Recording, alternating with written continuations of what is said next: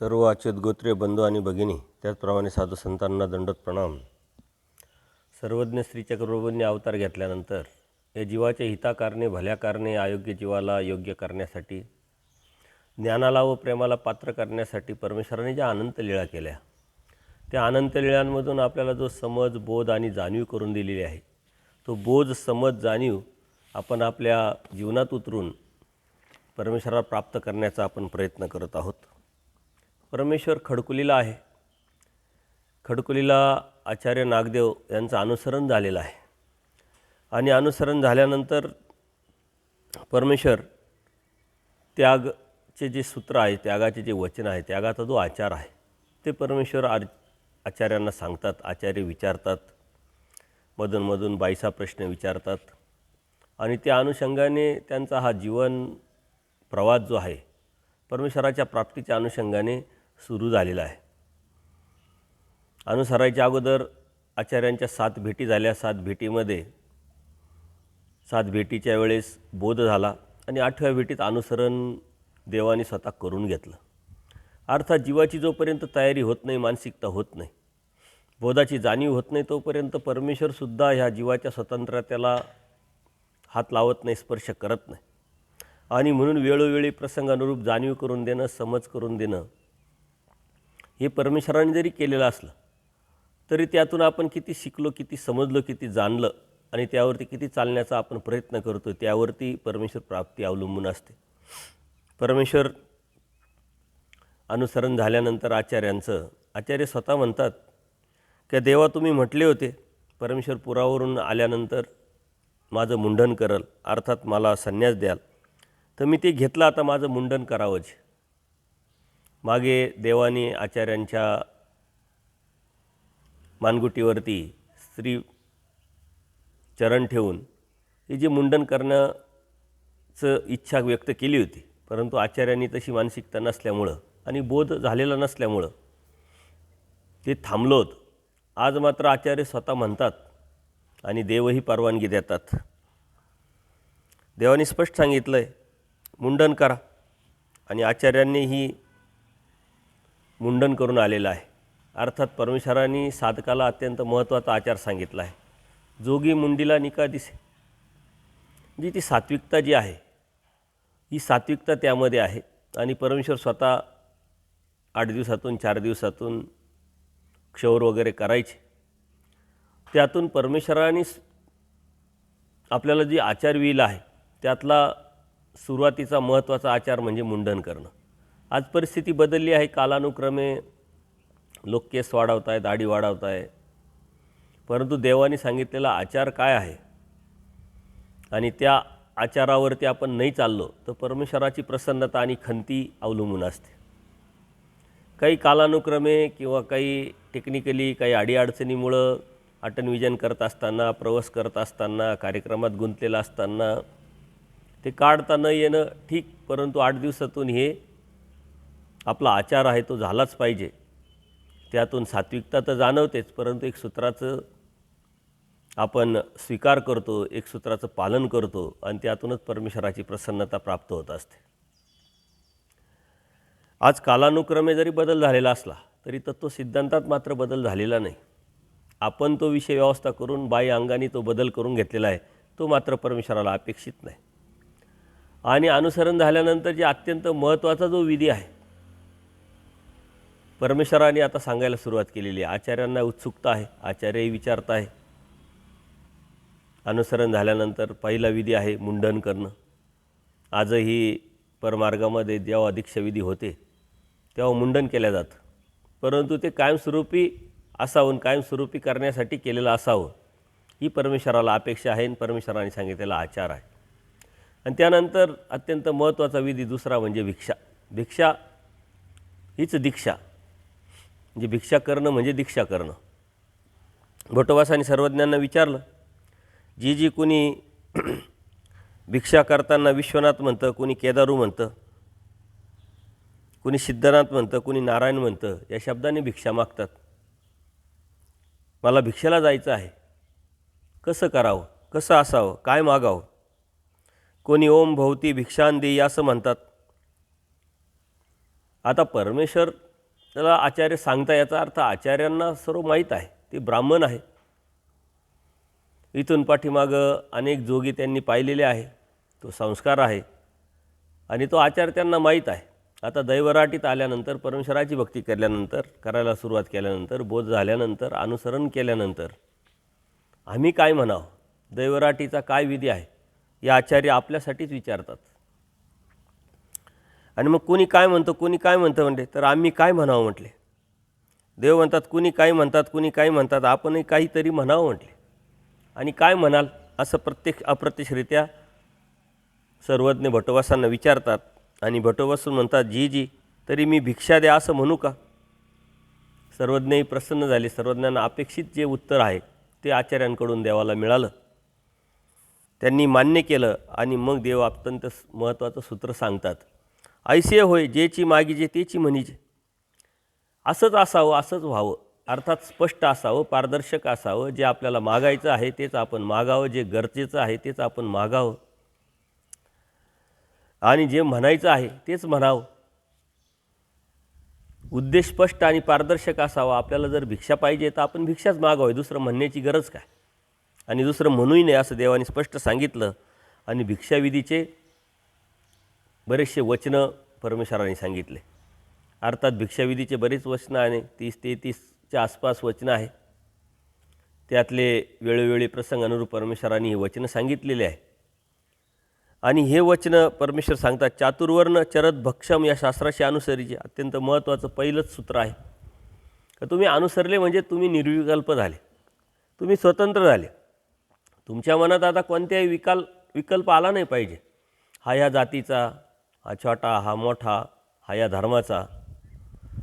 चरत भक्षम म्हणजे काय, चातुर्वर्णामध्ये चरत भक्षम करा. चातुर्वर्ण, आता हे आपल्या धर्मामध्ये एक परंपरेने चातुर्वर्ण आलेले आहे.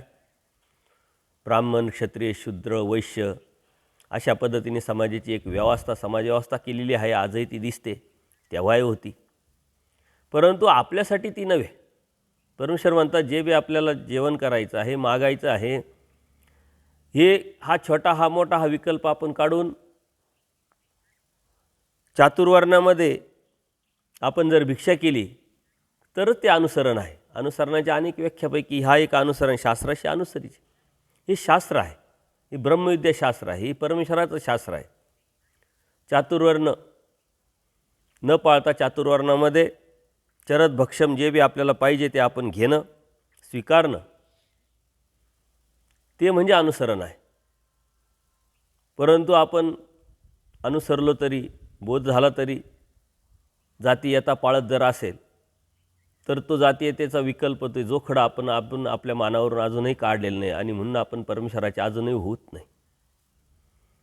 आपल्या मनामध्ये शंका येते, आपण कोणाला तरी आडनाव विचारतो, कोण कुठले, काय कुठले, याचा पाठीमागचा उद्देश तो कोणत्या जातीचा हे विचारण्याचा भाव असतो. ओळख म्हणून ठीक आहे, परंतु हा जर भाव असेल तर ते मात्र चुकीचं आहे. आणि म्हणून जातीचा विकल्प जो आहे हा सर्वात पहिला आपण आपल्या दोखडातून, आपल्या मनातून, आपल्या बुद्धीतून काढला पाहिजे. जर तो नाही गेला तर आपण दैवराटीचे नाही, आपण परमेश्वराचे नाही, आपण अनुसरलेले नाही. आणि मग परमेश्वर स्पष्ट सांगतात, घर न निवडीत भिक्षा केली. घर न निवडीत म्हणजे काय, हा या जातीचा, हा श्रीमंत आहे, हा मोठा आहे, इथं भेटू शकतं, इथं भेटणार नाही, हा भाव आपला असू नये. सरळ सरळ घरामध्ये, घराच्या लाईनीमध्ये, ओळीमध्ये आपण भिक्षा मागावी. घर न निवडीत भिक्षा कीजिए, निवड करू नये कोणत्याही उद्देशाने, कोणत्याही हेतूने. मग ते जातीचा असेल, छोटा मोठा असेल, अस्वच्छतेचा अनुषंगाने असेल, किंवा मिळेल किंवा न मिळेल हा भाव असेल, असं कोणती निवड आपण करू नये. आणि भिक्षेला जाताना निर्धूम नगर झाली या भिक्षारिकीची. निर्धूम नगर म्हणजे पूर्वी चुलीवरती स्वयंपाक व्हायचा आणि स्वयंपाक झाल्यानंतर ज्या स्त्रिया आहे त्या चुलीमध्ये पाणी टाकून द्यायच्या, थोडंसं विझवायच्या, काही राखेच्या खाली काही विस्तव ठेवायच्या आणि त्यावेळी धूर निघायचा. याचा अर्थ स्वयंपाक झालेला आहे, लोकांचे जेवणं वगैरे झालेले आहे. अशा वेळेस तिसऱ्या प्रहरी म्हणजे 12 ते 3च्या दरम्यान त्यावेळेस तुम्ही भिक्षा करावी. का तर त्यांनी जे जेवण त्यांच्यासाठी बनवलेलं आहे त्यांचं ते संपलेलं आहे आणि त्यातलं उरलेलं ते आपल्याला मिळावं. त्यांनी बनवलेलं त्याच्या वेळेस आपण गेलो तर त्यांच्या वाटेचं ते आपल्याला देतील आणि त्यांच्यासाठी परत स्वयंपाक करतील. त्या हिंसेला आपण कारण हो. म्हणून देव म्हणतात, निर्धूम नगर झाल्या भिक्षारिकीचे. तिसरा पहारी भिक्षा कीजी, तिसऱ्या पहाराला भिक्षा करावी, जेणेकरून निर्धूम नगर झालेले आहे, त्या लोकांचं जेवणं खावणं झालेले आहे, उरलेले आहे. आता काल परत हे जरी बदललेलं असेल तर सृष्टीव्यवस्थेच्या अनुषंगाने ज्या काळामध्ये ज्या वेळेमध्ये तिथं जायचं त्यावेळेस जावं लागतं. परिस्थिती बदलली आहे. परंतु अत्यंत महत्त्वाचं, ओळखतेच्या घरी न वाचावे. का? जे ओळखीचे आहे त्यांच्या घरी आपण भिक्षाला जाऊ नये. त्यांच्याकडे जे चांगलं आहे किंवा त्यांच्या वाट्याचं आहे, ओळखीचे आहे म्हणून आपल्याला देतील, त्यांच्यासाठी ते वेगळं बनवत बसतील. त्या पापाला, त्या हिंसेला आपण निमित्त होऊ. म्हणून ओळखतेच्या ठिकाणी गेल्यानंतर आपल्याला तर एक नॅचरल भाव निर्माण प्रत्येकाच्या येतो का बाबा ओळखीचे आहे, यांना मी ओळखतो, यांना द्यायला पाहिजे. मग ते चांगलं चांगलं पदार्थ निवडून देतील, जास्त देतील, स्वतःच्या वाटेचं देतील. मग त्यांच्याजवळ असेल ते तुम्हाला वाढतील, ते स्वतः उपवाशी राहतील म्हटले. आणि म्हणून आपण ओळखतेच्या ठिकाणी जाऊ नये. हे जात असताना तोरण मंडळाच्या घरी न वाचावे. ज्या ठिकाणी कार्यक्रम आहे, पित्र आहे, लग्न आहे, वाढदिवस आहे किंवा अधिक काही वेगवेगळ्या प्रकारचे कार्यक्रम जर असेल, ज्या घराच्या समोर तोरण दिलेलं आहे, अर्थात मंडप काढलेला आहे, रांगोळ्या काढलेल्या आहे, म्हणजे काहीतरी कार्यक्रम आहे आणि त्या कार्यक्रमाच्या उद्देशाने निमित्ताने केलेलं जे जेवण ते देवतेचं आहे, त्या निमित्ताचं आहे, दृष्टपर आहे आणि म्हणून आपण त्या ठिकाणी जाऊ नये. सारवीला उंबरा देखून सावम्य न वाचावे. सारवीला उंबरा, पूर्वी काही कार्यक्रम वगैरे असेल तर सारवायचे, रांगोळी काढायचे, मंडप टाकायचे. आज ती परिस्थिती बदलली आहे, परंतु तरी खेडेगावांमध्ये, ग्रामीण भागामध्ये या गोष्टी आपल्याला पाहायला मिळतात. जे भिक्षेला जातात त्यांना हे अनुभव येत राहतात. तर देवानी भिक्षा तर मागायला लावली, परंतु त्याला अटी आणि शर्ती घातलेल्या आहे. कोणत्या ठिकाणी भिक्षा मागावी, कोणत्या उद्देशाने मागावी, कोणत्या ठिकाणी मागू नये, त्याच्या पाठीमागचे काय कारणं, हे सर्व परमेश्वरांनी स्पष्ट आणि पारदर्शक सांगितलेलं आहे. आणि म्हणून हे जे भिक्षेचे जे सूत्र आहे ते आपण जर समजून घेतले तर आपल्या लक्षात येईल. आता वासनिक वर्ग भरपूर सत्संग ऐकतो. वासनिकाला असं वाटेल की मग हे वचन आहे, जे सूत्र आहे, हे आम्हाला काय उपयोगाचे. परंतु साधू संतांचा आचारप्रणाली कशी असते, आपला धर्मतत्व सिद्धांत काय आहे, आपली आचारप्रणाली काय आहे, हे जाणून घेण्याचा उत्सुकता, इच्छा आणि चिकित्सा आपली असली पाहिजे. आणि त्याच्याही पलीकडे जाऊन भिक्षेचा बोल जर वेगळा आपण केला तरी आपणही समाजात राहत असताना, संग्रह पाळताना कसं राहावं, कोणत्या पद्धतीनं राहावं, कोणत्या मानसिकतेनं राहावं, कोणत्या दृष्टीनं राहावं, ही अप्रत्यक्षरित्या वासनिकांना देवाने आचार सांगितलेला आहे. चातुर्वर्णामध्ये राहावं. आपणही समाजात राहत असताना जातीयता पाळू नये, विकल्प आहे तो. किंवा जात कुठं गेलो जर आपण, नामधारक आहे, वासनिक आहे, संबंधी आहे, यांच्या ठिकाणी जर आपण गेलो, 4 घरांचे नातेवाईक आपले आहे, एखाद्या घरी जातो, 2 घरात जात नाही, तर आपोआपच एक कटुता निर्माण होते का त्यांच्याकडे आले, आमच्याकडे आले नाही, घर न निवडत. त्या अनुषंगाने वासनिकांनी विचार केला पाहिजे. आणि कधीही कोणाच्या पाहुण्या आपल्याला भेटायला जायचं आहे तर जेवणाच्या वेळेत जाऊ नये. त्यांचे जेवणं झालेले असतील किंवा जेवण व्हायला भरपूर वेळ असेल, अशा वेळेत जावं. नाही तर आपण निघतो पाहुण्याकडं, फोन नाही करत, काही नाही, त्यांची 12ची जेवणाची वेळ, त्यांनी त्यांच्यापुरता स्वयंपाक केलेला असतो ना, आपण जाऊन टपकतो. आता त्यांना अडचण होते, यांच्यासमोर कसं जेवावं, आणि ते म्हणणारच मग जेवण करता का, आपणही जेवलेलो नसतो, मग त्यांच्या वाटेचं आपण जेवणार. त्यांना अप्रत्यक्ष त्रास, मनामध्ये भावना नाही, की यांना काही सेन्स नाही, उठता आणि कधी येता. आणि कोणत्या वेळेस आपण लोकांकडे जायचं, भेटायला जायचं, हा बी वासनिकांना सेन्स असला पाहिजे. वासनिकांना प्रत्येक सूत्रामध्ये देवाने आचार सांगितलेला आहे, पण ती विषयावस्था करता आली पाहिजे.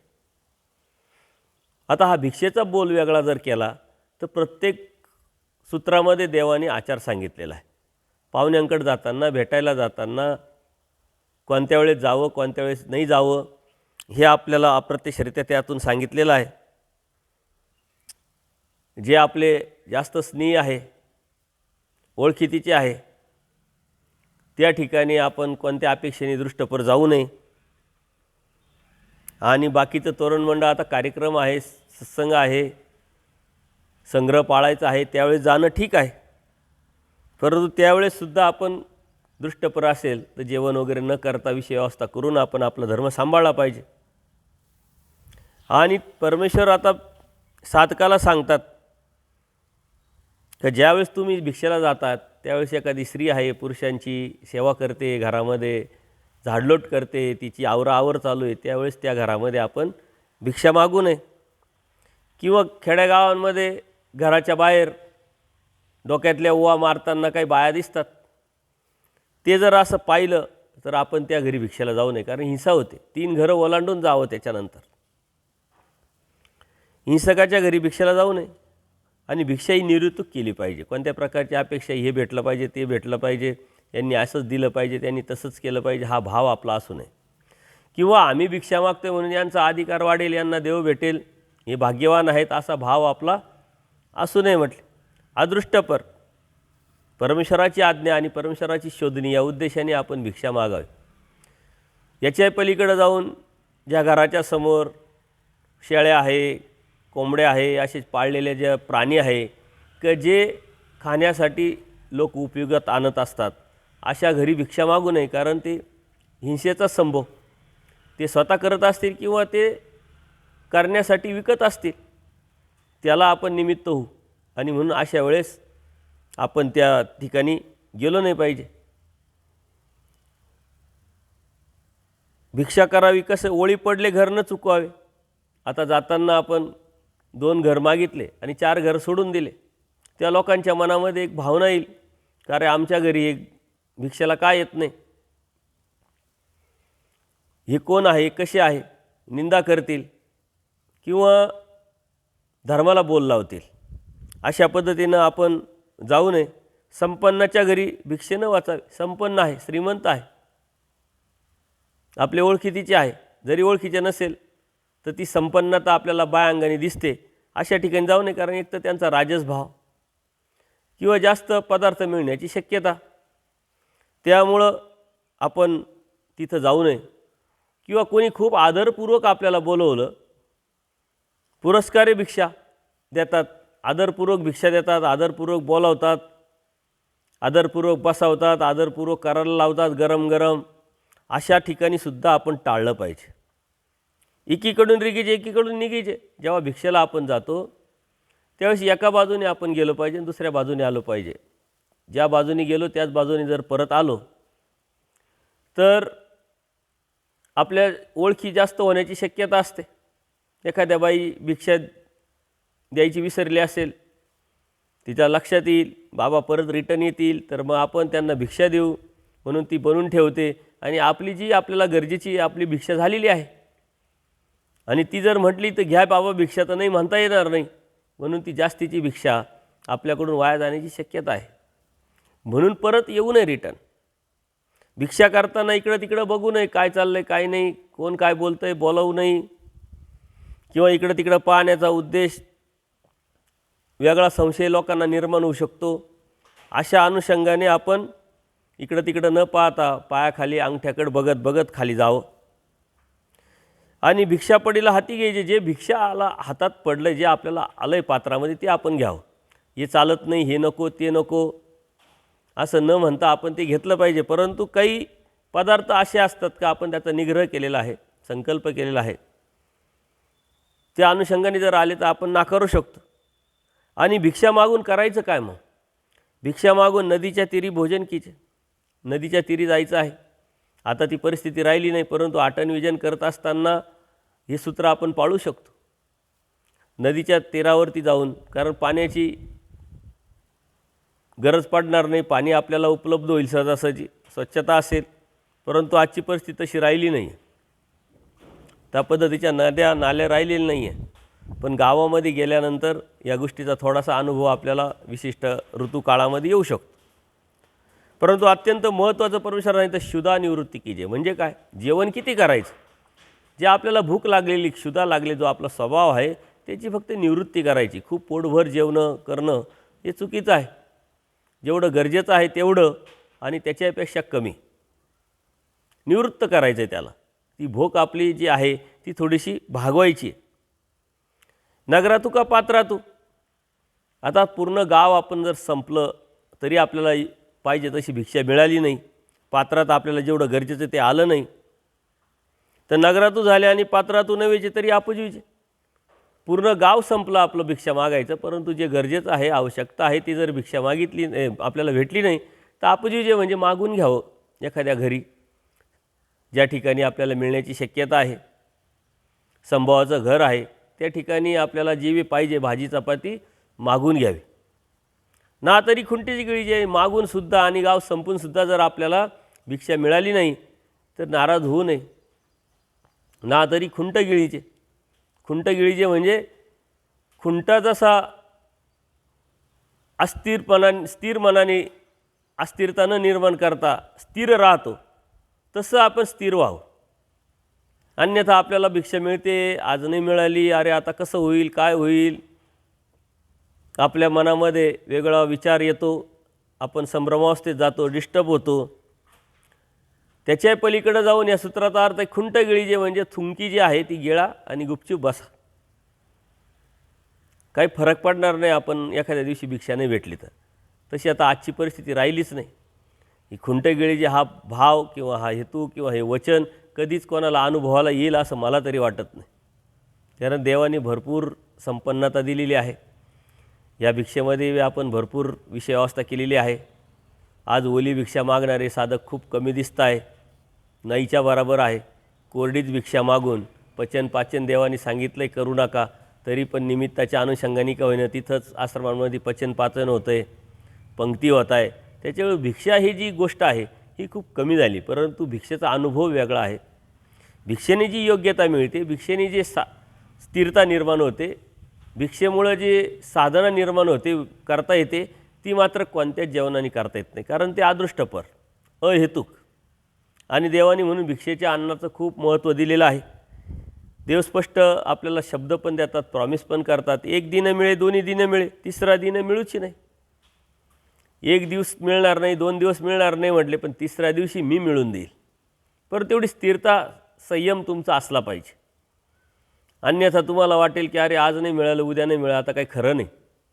या अनुषंगाने आपण धर्म सोडून देण्याचा विचार करू, कारण त्रस निर्माण होईल. तो आपला स्वभाव आहे. क्षुधा हा स्वभाव असा आहे का त्यात माणूस कधीच स्थिर राहू शकत. आणि म्हणून परमेश्वर प्रॉमिस करतात, एक दिन मिळे, दोन्ही दिन मिळे, तिसरा दिन मिळूची नाही. तिसऱ्या दिवशी मिळणार नाही, काय मिळेल आम्ही मिळून देऊ. आपला संयम, समतावादाची निष्ठा, आपला भाव असला पाहिजे. आता वासनिकांनासुद्धा या भिक्षेचा जो बोल आहे वेगळा जर करून आपण त्यातून विषय व्यवस्था करता आली तरी आपण वासनिकाचा आचार वासनिक शोधू शकतात. यामध्ये समाधान प्रवृत्ती राहून आपण राहिलो पाहिजे. जे अपेक्षित आहे ते नाही भेटलं, जे आहे तेच आपलं असं समजून राहिलं पाहिजे. अशा पद्धतीनं तुम्ही की जो केलेला प्रयत्न आहे, एक दिवसात त्या प्रयत्नाला यश नाही येणार, दुसऱ्या दिवशी यश नाही येणार, पण तिसऱ्या दिवशी परमेश्वर म्हणता आम्ही यश देऊ. परंतु प्रयत्नवादी राहा. अशा बऱ्याच ज्या गोष्टी आहे तुम्हाला त्यातून विचार करता येईल वासनिक वर्गाला. आणि आपण जे आज सूत्रपाठ लिहितोय, लिखाण चालू आहे साधू संतांच्या शुभचिंतनाने, प्रसन्नतेने, परमेश्वराच्या कृपेने, तर त्यात आपण प्रत्येक सूत्राचा, वासनिकाचा आचार लिखाण करतो आहे. आणि त्यामध्ये या साऱ्या गोष्टी येणार आहे. कोणत्या वचनातून आपल्याला काय आचार आहे. साधूंचा आचार साधूंना माहीत आहे. साधूंचा आचार, निवृत्ती मार्गाचा आचार परमेश्वराने सांगितलेलाच आहे, परंतु तेही आपण अधोरेखित करून वासनिकांना आचार आहे ही आपण त्यामध्ये इन्क्लूड केलेलं आहे, त्यामध्ये घेतलेलं आहे. ते आल्यानंतर नक्कीच सर्वांना त्यातून फायदा होईल आणि विषय व्यवस्था करता येईल. आणि मग एवढं सांगितल्यानंतर आचार्यांचे जे प्रश्न आहेत ते क्लिअर केल्यानंतर देवाला आता घाई झालेली आहे आचार्यांना विधीवर पाठवण्याची. त्यातूनच त्यांची योग्यता वाढणार आहे, प्रतिकारंता वाढणार आहे. देव म्हणतात बाईसांना, बाई आणा झोळी. आता बाईसा आपली जुनी झोळी घेऊन आल्या आणि द्यायला लागल्या, परंतु देव म्हणतात नाही बाई, दुसरी द्या, नवी द्या, कोरी द्या. मग बाईसांनी दुसरी नवी कोरी आणली आणि मग ही झोळीला देवानी स्वतः श्रीकारांनी गाठ मारल्या आणि आचार्यांच्या हातात दिल्यानंतर आचार्यांना म्हणतात, तुम्हाशी आणि झोळीशी लग्न गा. म्हणजे आता लग्न झालेलं आहे. जसं लग्न झाल्यानंतर स्त्री पुरुषाला कायमस्वरूपी शेवटपर्यंत राहावंच लागतं. ती एक समाज व्यवस्था आहे, सृष्टी व्यवस्था आहे, संस्कार आहे, संस्कृती आहे. तसं आता तुम्हीसुद्धा ह्या झोळीबरोबर कायमचं राहायचं आहे. झोळीची सांभाळणी करायची आहे. उपवास त्या झोळीला घडू द्यायचा नाही आहे. म्हणजे अर्थात दररोजच तुम्ही भिक्षा मागायची आहे. उपवास घडू द्यायचा नाही याचा अर्थ त्या झोळीमध्ये एखादा तुकडा ठेवून द्यायचा असं नाही आहे. दररोज भिक्षा मागितली पाहिजे. हा तो आचार आहे, तो तुम्ही दररोज केला पाहिजे. झोळीत भिक्षा आली तर मग तुम्ही जेवणार आहे. म्हणजे झोळीलाही उपवास नाही आणि तुम्हालाही उपवास नाही या अनुषंगाने देवाने सांगितलं की दररोज.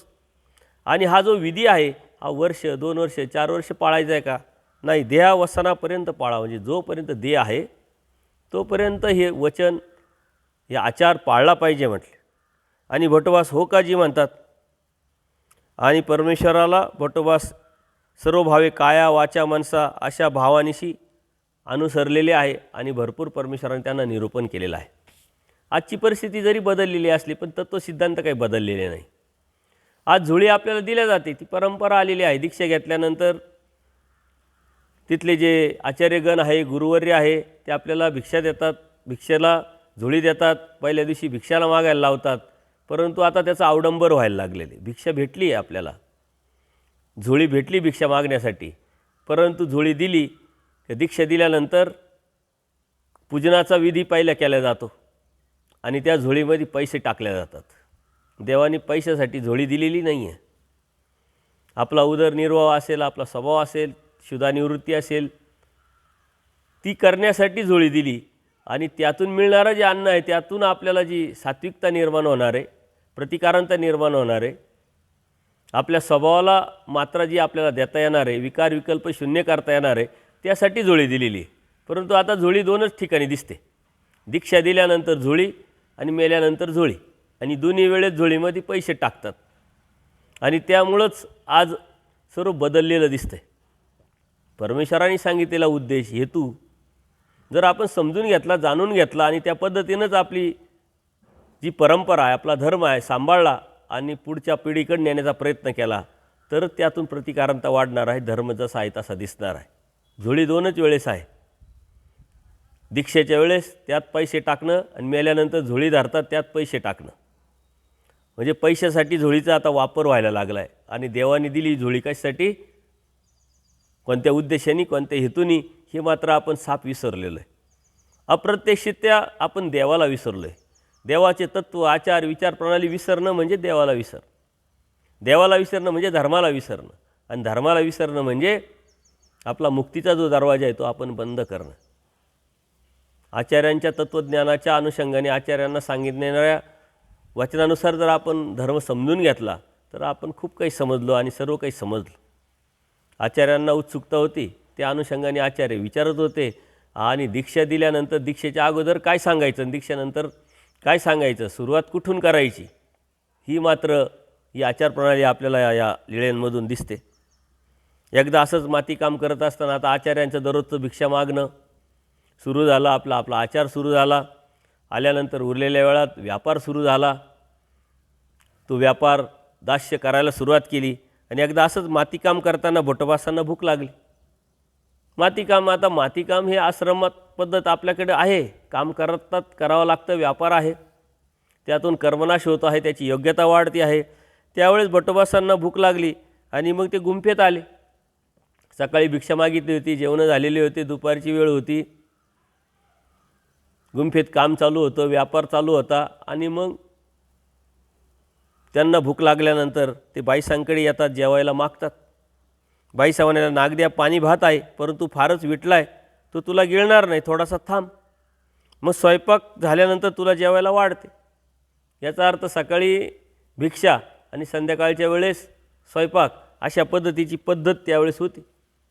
आजही काही अनुषंगाने आपल्याला ती दिसते आहे. गरज असेल तर बनवून घ्यावं लागतं, परंतु निमित्ताने आपल्या स्वतःसाठी वैयक्तिक तो विषय नसावा आणि हे ऐकल्यानंतर भोटोबास रिटर्न निघाले. बाईसा म्हणताय का ते तुला गिळणार नाही, ते विटलेलं आहे, जुनं आहे, तुला नवीन स्वयंपाक बनवून देते गरम गरम, आणि सर्वज्ञ सर्वच समोरच बसलेले आहे. ते निघाल्यानंतर देव म्हणतात, काय हो वानर्या, तुम्ही महात्म्याने निरशे विरशे अन्न सेविजेती, रेंद्या चेंद्या दरू भरीजे. तुम्ही महात्म्य आहे, तुम्ही अनुसरले आहे. तुम्हाला विटलेलं काय, सकाळचं काय, दुपारचं काय, रात्रीचं काय, हा विचार न येता अन्न आहे त्या दृष्टीने त्याकडे बघितलं पाहिजे. आणि तुम्ही ते निरसविरस जे बी अन्न आहे ते घेतलं पाहिजे, तुम्हाला ते गेलं पण पाहिजे. त्या विषयी आपल्या मनामध्ये एक विकल्प आला नाही पाहिजे. आणि खाताना मात्र रेंद्या चेंद्या दरू भरीजे. ज्याप्रमाणे एखादा खड्डा भरण्यासाठी आपण इकडून तिकडून जे बी मटेरियल भेटेल ते टाकतो, तसं जेवण करताना आपलं पोट भरताना तो एक खड्डा आहे आणि ते भरण्यासाठी आता काही जे मिळेल ते टाकलं पाहिजे. रेंद्या चेंद्यावरीच एकत्र काला करून खाल्लं पाहिजे. त्यातलं जे आहे हेतू तो निघून जातो. हा आचार अत्यंत महत्त्वाचा आहे. परंतु ते करणं, त्यावरती चालणं, त्यापुरतं सातत्यपूर्ण राहणं हे मात्र साधना आहे. आणि त्या साधनेतून परमेश्वर प्राप्तीच्या अनुषंगाने जर चाड निर्माण झाली तर ती काही आपल्याला अवघड, चुकीची, कठीण वाटणार नाही. मग न जेवता कसं काय जाता म्हणले तुम्ही महात्मे आहात. तुमचं रेंद्या चेंद्या जे भेटलं ते खाल्लं पाहिजे. निरसविरस अन्न तुम्हाला चाललं पाहिजे. तुमच्यामध्ये विशिष्ट अशी चॉईस असली नाही पाहिजे, असंच पाहावं तसंच पाहावं, गरमच पाहावं थंडच आहो. आणि मग हो का जी असं म्हणून बाईसांना त्यांनी वाढून मागितलं आणि तृप्त होईपर्यंत जेवले. आता जेवले आणि जेवल्यानंतर भोटोबा देवाकडे येतात आणि म्हणतात, जी कोण्या एखाद्या वेळी थोड्या थोड्या वेळाने अन्न खावं तितकेही पोटात सामावून जाते, आणि कोणी एखाद्या वेळेस नसले तर थोड्याशा अन्नाने देखील निभावलं जातं. कधी कधी जास्त भूक लागते, कधी कधी कमी लागते, कधी जास्त जातं, कधी कमी जातं. असं का होतं? एक सहज उत्सुकता म्हणून देवाला त्यांनी विचारलं. आणि सर्व वानर्या, जेवढी पिशवी केजे तेवढी होय. अत्यंत महत्त्वाचं वचन आहे. जसं पोट आहे ती पिशवी आहे, ती पसराल तशी पसरते, मोठी केली तेवढी वाढते, कमी केली तेवढी कमी होते, अंकुचित केली तेवढं लहान होते. जेवढं आपलं जेवण आहे ते जर आपण वाढवलं दररोज चतकोर तर 5 आणि 7 आणि 10 चपात्यापर्यंत जाऊ शकतं. आपल्याला कळणार पण नाही. जेवढं वाढवलं तेवढं वाढेल, आणि जेवढं कमी केलं तेवढं कमी कर. पण स्वस्थता, गरज, देवाने सांगितलेली वचनं याचं भान ठेवून आपण ते घेतलं पाहिजे म्हटले. आणि याच्यामध्ये हा तर न्याय झाला, परंतु तात्विक अर्थाने देव म्हणतात का हे जे अभ्यासाचं सरावाचं जे कार्य आहे, ज्ञानाचं आचरणाचं जे कार्य आहे, बुद्धीच्या वाढीचं जे कार्य आहे, मन बुद्धी चित्त अहंकाराचं जे कार्य आहे, हे सुद्धा जेवढं वाढवलं तेवढं वाढतं आणि जेवढं कमी केलं तेवढं कमी होतं. अभ्यास जेवढा केला तेवढा वाढत राहतो, कमी केला तेवढा कमी होतो. विचार, चिंतन, मनन, आचार जितकं करत राहिलो आपण ते वाढत राहतं, जितकं कमी केलं तेवढं कमी होतं. म्हणून 2 पिशव्या आहे, एक बुद्धीची आणि पोटाची. पोटाची पिशवी रिकामी असेल बुद्धीची पिशवी वाढेल, आणि पोटाची पिशवी वाढत असेल, भरलेली असेल, तर डोक्याची पिशवी कमी होत राहील. ही शास्त्र तर सांगतात, पण सायंटिफिकली सुद्धा त्याचा कारण आहे.